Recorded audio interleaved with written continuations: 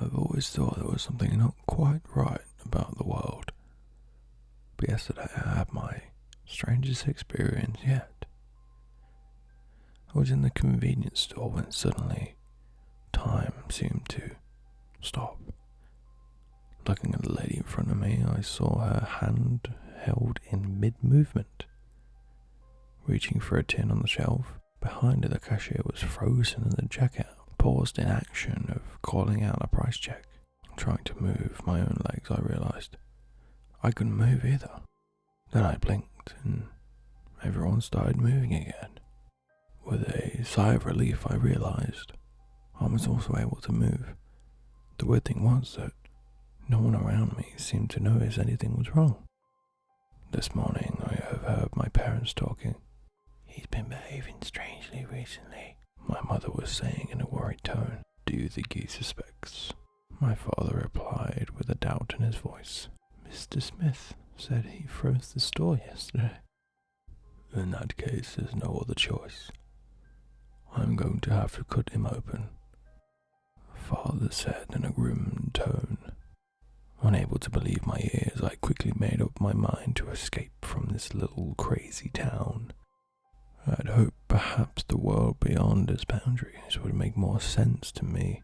At that moment, I felt like everyone I thought I knew and trusted were totally crazy. I climbed out of the window of my room just as I heard my father's footsteps coming up the stairs.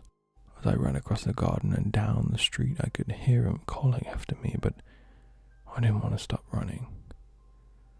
Whatever he was planning to do to me, I wanted to get as far away from him as possible.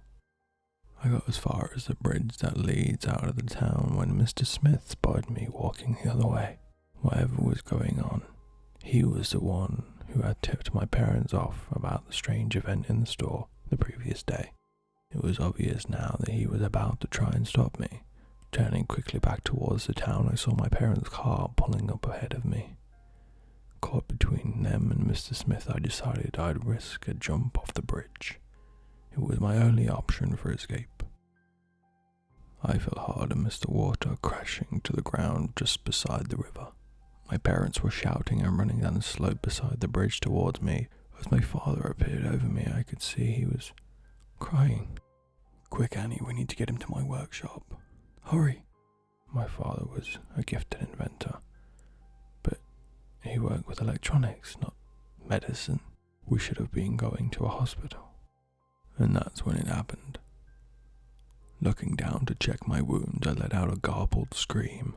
Where there should have been blood and bone emerging from me, there was wiring and circuitry. What am I?